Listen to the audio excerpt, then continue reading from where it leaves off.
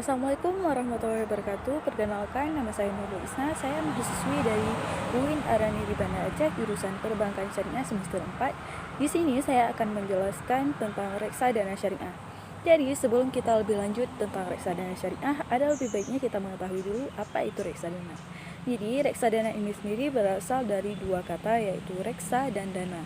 Reksa sendiri berarti terpelihara atau dijaga. Sedangkan dana yaitu sekumpulan uang. Jadi, dapat disimpulkan bahwa reksadana adalah sekumpulan uang yang terpelihara. Itu menurut dari asal katanya sendiri. Sedangkan menurut etimologinya, yaitu reksadana adalah wahana yang digunakan untuk menghimpun dana dari masyarakat yang disebut dengan pemodal untuk kemudian diinvestasikan ke dalam portofolio efek oleh manajer investasi. Portofolio efek ini sendiri dapat berupa saham, obligasi, instrumen pasar uang, atau kombinasi dari beberapa hal tersebut. Nah, reksadana syariah ini sendiri adalah wadah yang dipergunakan untuk menghimpun dana dari masyarakat sebagai pemilik dana atau dalam istilahnya disebut dengan sahibul mal untuk selanjutnya diinvestasikan dalam portofolio efek oleh manajer investasi sebagai wakil dari pemilik dana atau sahibul mal menurut ketentuan dan prinsip yang sesuai dengan syariat Islam. Sebenarnya makna umum dari reksadana syariah tidak jauh berbeda dengan reksadana pada umumnya. Perbedaannya hanya terletak pada operasional, di mana reksadana pada umumnya menggunakan prinsip konvensional, sedangkan reksadana syariah menggunakan ketentuan prinsip-prinsip syariah. Nah, prinsip syariah di reksadana syariah ini sendiri digunakan dalam bentuk akad antara pemilik modal dengan manajer investasi, pemilihan dan pelaksanaan transaksi investasi, dan dalam penentuan dan bagi hasil investasi sesuai dengan Fatwa DSN MUI nomor 20 tahun 2000. Nah, reksadana syariah ini sendiri mempunyai beberapa prinsip, di antaranya yang pertama bukan untuk mencari uang sebanyak-banyaknya. Jadi reksadana syariah ini tujuan investasinya tidak semata-mata hanya karena materi dan keuntungan yang tinggi. Manajer investasi suatu dana syariah tidak hanya melakukan maksimalisasi kesejahteraan pemilik modal, tetapi juga memastikan bahwa portofolio yang dimiliki tetap berada dalam dominasi investasi yang diinginkan investor. Yang kedua, adanya proses screening atau penyaringan. Dalam proses manajemen portofolio, reksadana syariah harus lebih dulu melalui screening sebagai bagian dari proses alokasi dana. Nah, proses screeningnya ini seperti apa? Seperti reksadana syariah tidak boleh menerapkan saham-saham ataupun tidak boleh menginvestasikan dananya pada sektor-sektor yang diharamkan oleh agama Islam, dan uang yang investasikan ini sendiri diawasi oleh Dewan Pengawas Syariah dan dengan berdasarkan Jakarta Islamic Index. Nah, yang ketiga, adanya proses cleansing, yaitu purification. Nah, proses ini dimaksudkan untuk memberikan aset-aset yang tidak halal, baik dengan mengeluarkan zakat atau mengeluarkan amal lainnya. Jadi, proses cleansing ini sendiri biasanya disebut dengan proses pembersihan apabila ada dana-dana yang melebihi kapasitas atau dana-dana yang agak diragukan tentang keuntungannya, maka dilakukan dengan proses cleansing dengan mengeluarkan zakat, infak atau sedekah atau bahkan wakaf. Nah, yang keempat sendiri, mereka menggunakan pengawasan yang lebih efektif. Selain dari Bapepam sebagai pengawas pasar modal syariah dalam keseluruhan kegiatan operasionalnya dan bertujuan agar tetap berada dalam ketentuan syariah yang berlaku. Jadi pengawasan mereka ini tidak hanya diawasi oleh OJK, tapi diawasi juga oleh Bapepam dan DPS tentunya. Nah, yang kelima, adanya Jakarta Islamic Index. Nah, Jakarta Islamic Index ini sendiri berguna sebagai tolak ukur bagi investasi berdasarkan syariah di pasar modal selain dari indeks-indeks yang lain yang ada di Bursa Efek Indonesia. Jadi, Jakarta Islamic Index ini khusus dari indeks-indeks yang berasal dari uh, bursa efek syariah ataupun yang berasal dari perusahaan-perusahaan yang perusahaan tersebut sesuai dengan syariat Islam, ataupun proses dari produksi ataupun proses produksi barang jasa di perusahaan itu sesuai dengan syariat Islam. Yang keenam, investasi pada perusahaan produk halal. Nah, dalam penempatan dananya, reksadana syariah tidak boleh menempatkan dananya pada emiten yang menjalankan usahanya pada hal-hal yang melanggar syariat seperti miras, makanan haram, yang prostitusi online, perjudian. Mereka tidak boleh menggunakan atau menginvestasikan dananya pada emiten-emiten yang haram tersebut. Nah, reksadana syariah ini sendiri mempunyai beberapa jenis, yaitu 10 jenis reksadana yang dilegalkan oleh OJK. Yang pertama, reksadana syariah pasar uang. Nah, jenis reksadana syariah pasar uang ini sendiri hanya menanamkan modal pada instrumen pasar uang syariah di dalam negeri atau pada efek syariah yang memberikan pendapatan tetap. Bila modal ditanamkan pada efek syariah berpendapatan tetap, maka waktu penerbitan dari efek tersebut tidak boleh lebih dari 1 tahun. Demikian juga masa jatuh tempo dari efek tersebut juga tidak boleh melebihi jangka waktu 1 tahun. Nah, yang kedua, reksadana syariah pendapatan tetap. Nah, reksadana syariah pendapatan tetap ini sendiri merupakan reksadana syariah yang melakukan investasi paling sedikit 80% dari nilai aktiva bersih ke dalam bentuk efek syariah yang memberikan pendapatan tetap. Nah, dalam hal ini, efek syariah berpendapatan tetap yang dimaksud adalah obligasi. Nah, obligasi ini sendiri merupakan surat berharga yang diterbitkan oleh perusahaan atau pemerintah untuk mendapatkan pinjaman uang dari pasar modal. Sebagai imbalan dari pinjaman uang tersebut, pemegang obligasi akan mendapatkan fee dari penerbit obligasi itu sendiri. Nah, yang ketiga, reksadana syariah saham, yaitu jenis reksadana yang menginvestasikan paling sedikit 80% dari nilai aktiva bersih ke dalam bentuk efek syariah yang bersifat ekuitas. Nah, pada reksadana ini mayoritas mengalokasikan dananya pada jenis saham. Nah, yang keempat, reksadana syariah campuran. Jadi reksadana syariah campuran ini sendiri merupakan campuran dari semua reksadana yang di atas tadi, seperti reksadana pasar uang, reksadana pasar saham, reksadana pendapatan tetap. Nah, karena di reksadana syariah campuran ini dananya itu diinvestasikan tidak hanya pada satu instrumen investasi saja, jadi banyak instrumen investasi. Kelima, ada reksadana syariah terproteksi.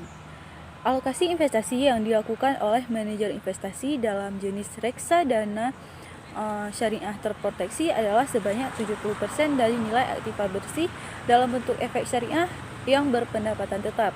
Sementara itu, nilai aktiva bersih yang ditanamkan ke dalam bentuk efek ekuitas saham atau suku yang diperdagangkan di bursa efek luar negeri adalah sebanyak 30%. Begitu juga dengan reksadana syariah campuran tadi, mereka hanya menginvestasikan 70% pada nilai aktiva bersih ke dalam bentuk efek, sedangkan 30%-nya lagi diinvestasikan pada efek luar negeri. Yaitu yang keenam, ada reksadana syariah indeks. Reksadana syariah indeks ini sendiri mengalokasikan nilai aktiva bersih dengan jenis reksadana syariah indeks minimal 80% diinvestasikan dalam efek syariah yang menjadi bagian dari indeks syariah. Nah, reksadana indeks ini sendiri menawarkan kesempatan bagi para investor yang ingin menginvestasikan dalam saham dengan komposisi dan bobot sesuai dengan indeks yang menjadi acuannya. 7. Ada reksadana syariah berbentuk kontrak investasi kolektif yang unit penyertaannya diperdagangkan di bursa efek atau sering disebut dengan Exchange Traded Fund. Nah, Exchange Traded Fund atau ETF merupakan suatu bentuk reksadana yang inovatif dengan unit penyertaan yang diperdagangkan secara bebas di lantai bursa efek. Nah, ETF sendiri biasanya mengacu kepada indeks saham. Dalam prakteknya reksadana ini lebih efisien dibandingkan dengan reksadana konvensional karena unit penyertaan dalam reksadana jenis ini dapat diperjualbelikan secara langsung di lantai bursa tanpa melalui manajer investasi. Nah, dengan demikian, reksadana ETF yang bersifat syariah mengalokasikan nilai aktiva bersih ke dalam portofolio saham yang terdiri dari efek ekuitas yang sesuai dengan syariah dan ketentuan syariah. Nah, yang ke-8 ini sendiri ada reksadana syariah berbentuk KIK, penyertaan terbatas. Nah, jenis reksadana ini ditawarkan secara terbatas kepada para pemodal profesional. Nah, bisa dibilang reksadana ini khusus ditawarkan kepada para pemodal profesional karena reksadana ini juga tidak boleh dimiliki lebih dari 50 pihak. Jadi hanya boleh para pemodal profesional saja yang dapat memiliki reksadana ini karena mereka memiliki kemampuan untuk membeli unit penyertaan dan melakukan analisa terhadap risiko yang terjadi di dalamnya. Nah, yang selanjutnya reksadana syariah berbasis efek syariah luar negeri. Nah, ini merupakan reksadana yang baru dalam peraturan OJK pada tahun 2015. Nah, dalam reksadana ini, alokasi dari nilai aktiva bersih diberikan minimal sebesar 51% untuk efek syariah luar negeri. Efek syariah luar negeri yang dibeli sendiri termuat dalam daftar efek syariah yang diterbitkan oleh pihak penerbit daftar efek syariah. Selain itu, reksadana jenis ini juga hanya boleh menempatkan maksimal 49 dari nilai aktiva bersih pada efek syariah yang berada di dalam negeri. Nah, untuk tingkat resikonya sendiri, reksadana ini bisa dibilang lebih rumit dibandingkan dengan reksadana yang lainnya. Penyebabnya karena basis dari efek yang diinvestasikan berada di luar negeri sehingga tentunya menimbulkan berbagai macam faktor risiko seperti resiko hingga resiko politik. Nah, yang terakhir ataupun yang ke-10 yaitu reksadana syariah berbasis suku. Manajer investasi dalam reksadana ini wajib menempatkan nilai aktiva bersih dengan komposisi portofolio sebesar tidak kurang dari 85% yang ditempatkan di dalam. Yang pertama yaitu ada suku yang ditawarkan di dalam negeri melalui penawaran umum. Yang kedua ada suku yaitu surat berharga obligasi ataupun surat berharga syariah negara.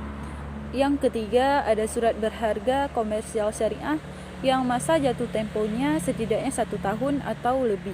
Nah, selain itu surat berharga yang dimaksud harus masuk dalam kategori layak investasi serta dimasukkan dalam penitipan kolektif pada lembaga penyimpanan dan penyelesaian oleh penerbit surat berharga komersial syariah. Nah, selanjutnya reksadana memiliki beberapa mekanisme, yaitu yang pertama, antara sisi pemodal dengan manajer investasi dilakukan dengan sistem wakalah atau pemodal mewakilkan dirinya untuk melakukan investasi kepada si manajer investasi. Yang kedua, antara manajer investasi dengan pengguna investasi dilakukan dengan sistem mudharabah, yaitu bagi hasil. Jadi, apabila investasi yang dilakukan oleh manajer investasi itu mendapatkan keuntungan, maka dibaginya dengan sistem mudharabah ataupun bagi hasil.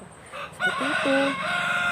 Nah, di masyarakat kita sendiri sering tentang menyamakan, misalnya ada bank syariah nih, mereka sering berpendapat bahwa bank syariah itu sama dengan konvensional, padahal jelas-jelas berbeda. Nah, di reksadana ini juga begitu. Seringkali pemandangan di masyarakat tentang reksadana syariah dengan reksadana konvensional itu sama, padahal reksadana syariah dan reksadana konvensional itu berbeda. Yaitu perbedaannya terletak pada yang pertama, prinsipnya. Di syariah ini sendiri diinvestasikan hanya pada sektor halal, sedangkan pada konvensional pengelolaan dana diinvestasikan pada semua sektor. Jadi mereka tidak mempertimbangkan apakah itu sektor halal, apakah itu sektor haram, asalkan sektor itu menguntungkan bagi mereka, memberikan keuntungan yang besar, mereka ya boleh-boleh saja berinvestasi di sektor itu. Nah, yang kedua terletak pada proses pembersihan. Di syariah ada proses pembersihan atau pemilahan investasi dari investasi halal ataupun investasi haram. Jadi mereka hanya boleh berinvestasi di investasi halal pastinya. Sedangkan di konvensional tidak ada pembersihan ataupun pemilahan. Nah, yang ketiga yaitu pengawasan. Jadi reksadana syariah itu diawasi oleh dua badan pengawasan, yaitu DPS dan OJK. Sedangkan reksadana konvensional hanya diawasi oleh OJK saja. Jadi sudah pasti reksadana syariah ini para pemodal atau para investor lebih yakin saat mereka menginvestasikan uang mereka karena pengawasannya lebih ketat karena diawasi oleh dua badan keuangan tadi. Nah, yang keempat terletak pada perhitungan pembagian. Nah, pada reksadana syariah, pembagian hasilnya itu dilakukan dengan bagi hasil atau mudharabah tadi. Sedangkan pada reksadana konvensional, mereka membagi keuntungannya dengan sistem bunga.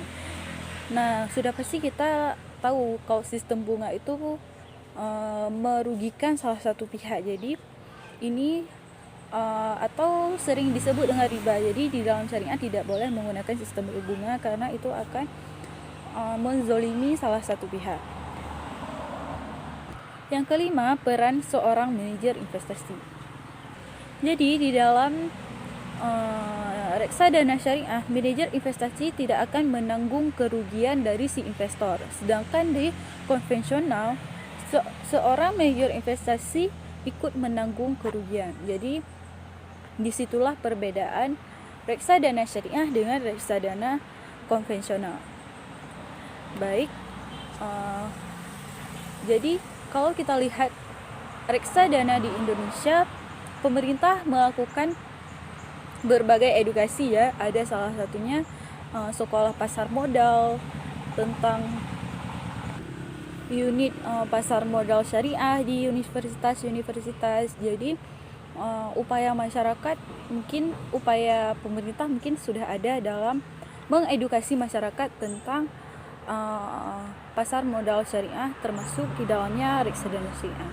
Jadi di sini merupakan kendalanya adalah ketertarikan masyarakatnya sendiri, apakah mereka berminat untuk menabung di pasar modal syariah daripada pasar modal konvensional. Padahal kalau dilihat dari resiko-resikonya, pasar modal syariah mempunyai keunggulan yang lebih dibandingkan dengan pasar modal konvensional karena keuntungan dan kerugiannya dibagi sama ataupun tidak menzolimi salah satu pihak.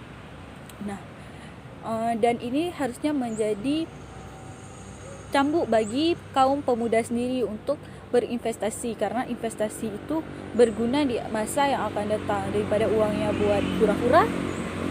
Nah, sekian penjelasan saya tentang reksadana syariah. Lebih dan kurang saya mohon maaf. Wabillahi taufiq wal hidayah. Wassalamualaikum warahmatullahi wabarakatuh.